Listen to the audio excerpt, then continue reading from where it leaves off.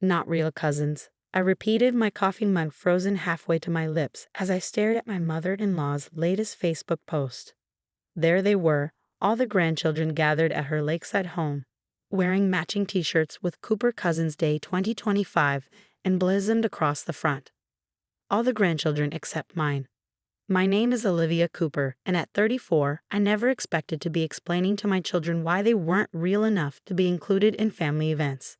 I married James 5 years ago, bringing my 2 children, Emma, 12, and Lucas, 9, into what I thought would be a loving extended family. James had always been wonderful with them, treating them as his own, but his mother, Eleanor, was a different story. "Mom, what are in the pictures?" Emma asked, peering over my shoulder at my phone. Her voice trembled slightly, though she tried to hide it. "Aunt Sarah's kids are there, and even baby Tommy." I set down my coffee, trying to keep my anger in check. There must be some mistake, sweetheart. Let me call Grandma Eleanor and find out what happened. But I already knew. This wasn't the first time Eleanor had pulled something like this. Last Christmas, she had forgotten to get Emma and Lucas presents while lavishing gifts on their cousins. At Easter, she had organized an egg hunt while we were accidentally given the wrong time to arrive. Eleanor answered on the 3rd ring, her voice syrupy sweet. "Olivia, dear, what a lovely surprise." "Eleanor, I'm looking at the photos from today's cousin gathering. Why weren't Emma and Lucas invited?" Of that, she paused, and I could practically hear her rehearsed excuse coming. "Well, you see, this was for the Cooper cousins. Blood family, you understand. I didn't want Emma and Lucas to feel out of place." My hand tightened around the phone. "They're part of this family, Eleanor. James is their father now." "Stepfather," she corrected quickly. "And while that's nice, it's not the same thing. I wanted a special day for my real grandchildren to connect with their heritage. Surely you understand." Before I could respond, I heard Emma's bedroom door slam upstairs. Lucas stood in the kitchen doorway, his comic book clutched tightly to his chest, eyes wide with hurt. "No, Eleanor, I don't understand," I said, my voice steady despite my racing heart. "And I don't think James will either." "Oh, don't bother James with this," she said quickly. "He's so busy with work, and you know how he hates family drama. Besides, I'm doing you a favor. Those children need to understand their place." "Their place?" I cut her off. "Their place is with their family. All of it."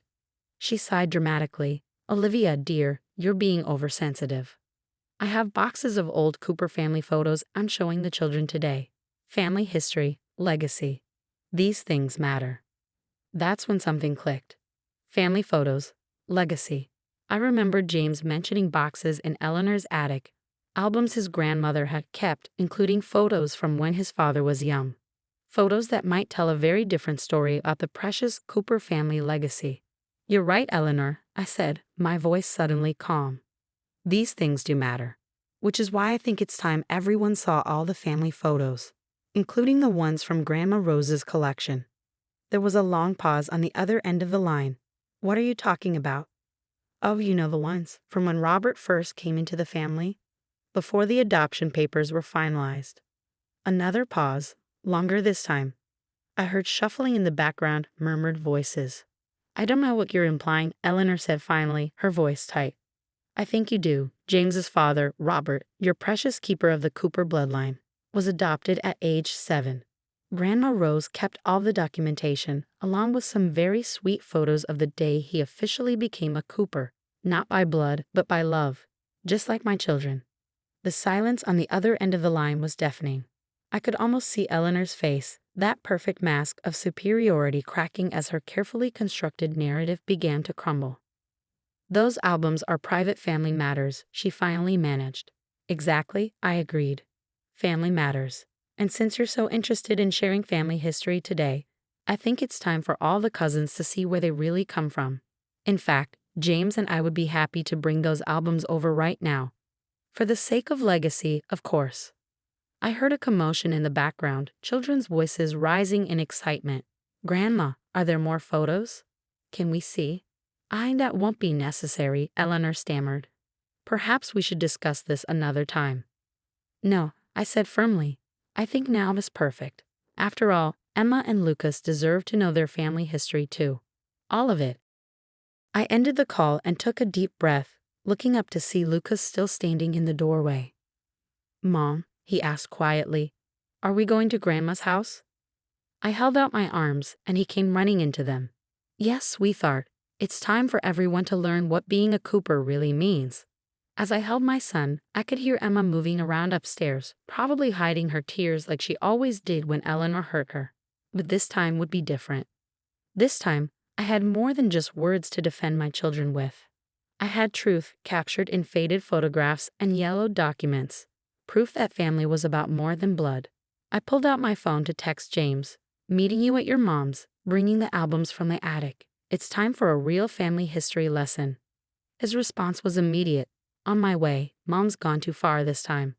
I smiled, gathering my keys and calling up to Emma. Sometimes the best way to fight exclusion isn't with anger, but with evidence. And I had a feeling this special Cousin's Day was about to become truly special, just not in the way Eleanor had planned. The drive to Eleanor's lakeside home felt longer than usual, the box of old albums sitting heavily in the back seat between Emma and Lucas. Emma kept her eyes fixed on the window, but I caught her occasionally glancing at the worn leather covers, curiosity warring with hurt in her expression. When we pulled up to the house, I saw James's car already parked in the driveway. The sounds of children playing drifted from the backyard, along with the unmistakable aroma of Eleanor's famous barbecue, another family tradition my children had often been subtly excluded from. "Mom," Emma said quietly as we walked up the path, "what if Grandma Eleanor gets mad? What if she makes the other kids leave?" I squeezed her hand. "Then we'll know exactly where we stand." But I don't think that's going to happen. James met us at the door, his face tight with anger. "I can't believe she did this," he muttered, pulling me into a quick hug before kneeling to embrace Emma and Lucas. "You two are as much my children as any of those kids out there." Inside, Eleanor stood in her pristine kitchen, surrounded by perfectly arranged platters of food. Her face paled when she saw the box in my arms. "Olivia," she started, her voice sharp, "I told you this isn't necessary." "Actually, Mom," James cut in, "I think it's long overdue. Where are those matching shirts you had made? I believe Emma and Lucas deserve theirs." Eleanor's lips tightened. "James, be reasonable. This was meant to be a special day for family," he finished. "And last I checked, these are my children too. So either everyone gets a shirt and participates, or I start asking why you're so keen to hide Grandma Rose's albums." The mention of Rose's name made Eleanor flinch. In the doorway to the backyard, I noticed Sarah, James's sister, watching with growing interest. Her 3 children peered around her legs, still wearing their matching shirts. "What albums?" Sarah asked, stepping into the kitchen. "The ones from the attic. The ones showing how Dad came into the family," James replied, his voice carrying, before the adoption was finalized." Sarah's eyes widened. Dad was adopted. The silence in the kitchen grew thick. Eleanor gripped the edge of her granite countertop, her knuckles white. Outside, more cousins had wandered to the door, drawn by the tension in the air. "That was different," Eleanor finally managed. "Robert was just a child."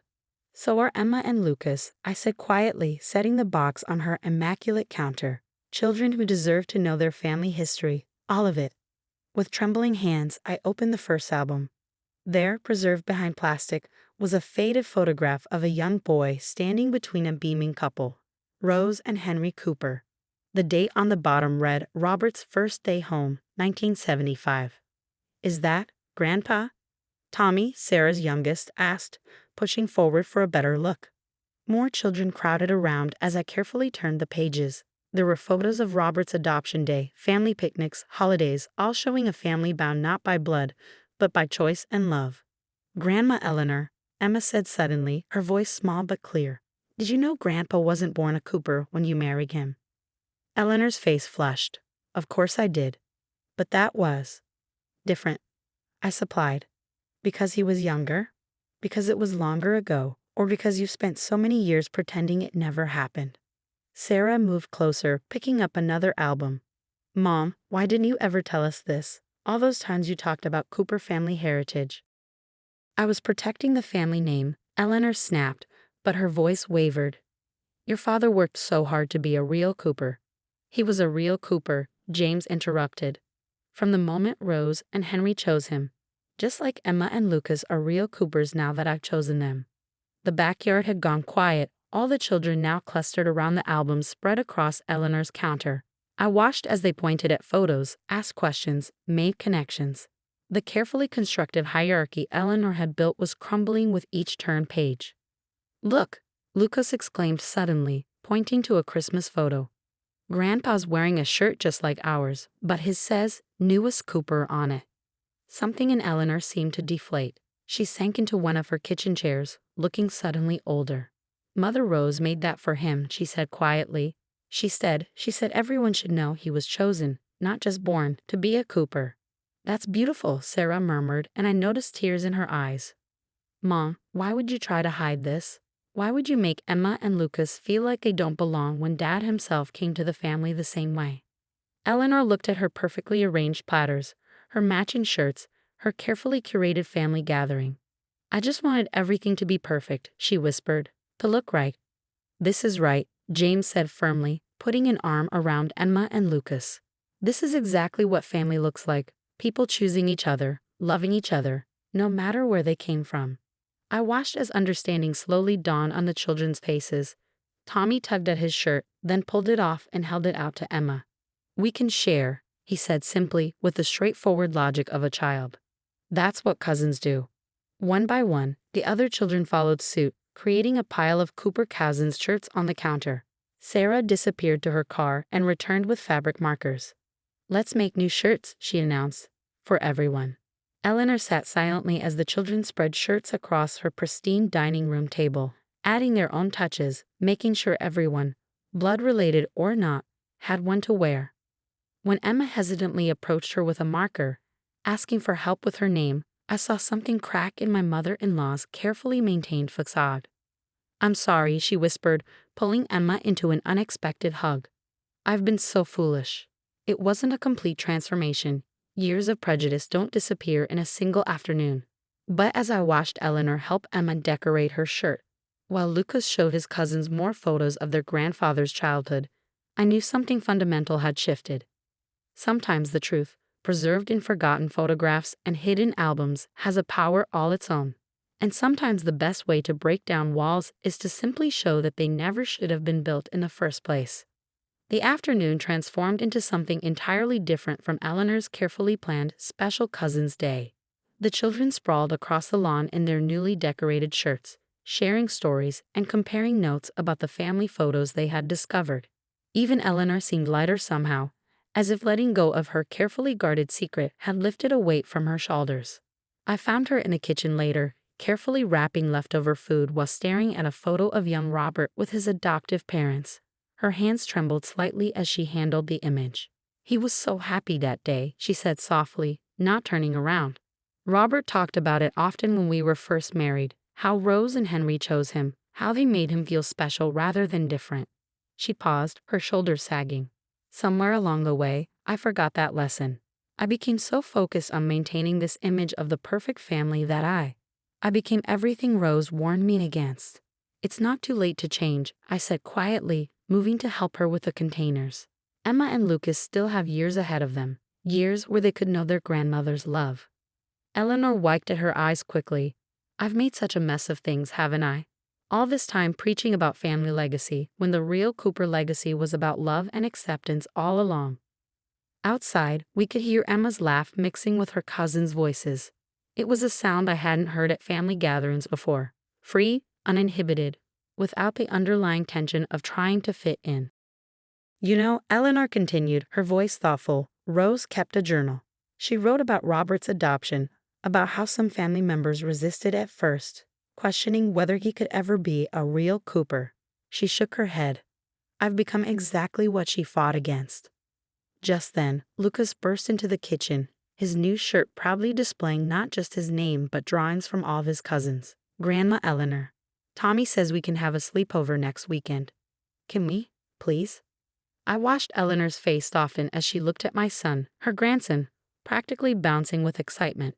I think that would be wonderful," she said, her voice catching slightly. "We could go through more of the old albums. I'm sure there are stories about your grandfather that you'd love to hear." Lucas's face lit up, and he rushed back outside to tell Tommy. Eleanor turned to me, her eyes glistening. I'd like to make this right, Olivia. Not just today, but moving forward. These children. All of them. They deserve better than my prejudice. James appeared in the doorway, holding another album we hadn't opened yet. Mom, look what I found, he said, setting it on the counter. Rose's wedding album, including the pages about when she married Henry's father, her stepfather, who raised her after her own dad passed away. Eleanor's hand flew to her mouth. What? Seems the Cooper family tradition of choosing love over blood goes back even further than we thought, James said with a gentle smile. Rose wasn't Henry's biological mother, but that didn't make their family any less real. The revelation seemed to hit Eleanor like a physical blow. She sank into a kitchen chair, staring at the album. All this time, she whispered. All these years of pushing for pure family lines, and I didn't even know. Sarah joined us, carrying empty plates from the yard. Mom, the kids want to make this a monthly thing, Cooper Cousins Day. But they want to do it right this time, everyone included, no exceptions. Eleanor nodded, tears flowing freely now. Yes, she said firmly. Yes, that's exactly what we'll do. And I'd like to start some new traditions too. Something to honor what Rose started. Over the next hour, as the sun began to set over the lake, we all sat together planning. Eleanor suggested a family tree project, one that would document not just births but choices, all the moments when love expanded the Cooper family beyond blood. The children contributed ideas for activities and outings, no longer constrained by artificial divisions. As we were packing up to leave, Eleanor disappeared upstairs and returned with a small wrapped package. Emma, Lucas, she called softly. I have something for you. They approached cautiously, the day's joy tempered by years of past hurt. Inside the package were 2 silver lockets, clearly antique. These belonged to Rose, Eleanor explained, her voice thick with emotion. She gave them to me when Robert and I married, saying they should be passed down to the children who needed a special reminder that they were chosen for this family. She fastened them around my children's necks with trembling fingers. I should have given these to you years ago. Emma touched her locket gently, opening it to find a tiny space for photos. Can we put today's picture in it? She asked. The one with all the cousins. Of course, sweetheart, Eleanor replied, pulling both children into a tight hug. And many more to come. As we drove home that evening, Emma and Lucas chatted excitedly about the sleepover plans while James followed in his car behind us. The box of albums sat in our trunk. Eleanor had insisted we take them home, saying it was time these stories were shared openly. Mom, Emma said suddenly, her voice serious. Do you think Grandma Eleanor really means it? About changing? I glanced at her in the rearview mirror, seeing Rose's locket gleaming at her throat. I said carefully, that sometimes people need to be reminded of their own stories before they can open their hearts to others. And I think your Grandma Eleanor just remembered a very important part of hers. The truth was, I didn't know if Eleanor's transformation would stick, if years of prejudice could really be undone by one afternoon of revelations. But I did know that something fundamental had shifted in our family's foundation. The walls of exclusion had cracked, letting in light that couldn't easily be shut out again. Later that night, after the children were in bed, I found James looking through the albums again. You know what's funny? He said, pulling me close. All these years, Mom talked about protecting the Cooper family legacy. Today, because of you and these albums, we finally discovered what that legacy really is. I leaned into him, thinking of Emma and Lucas sleeping peacefully upstairs, their new lockets holding the promise of belonging. Sometimes the greatest family traditions aren't the ones we're born into, but the ones we choose to create together. And sometimes it takes looking back at our past to find the courage to build a better future.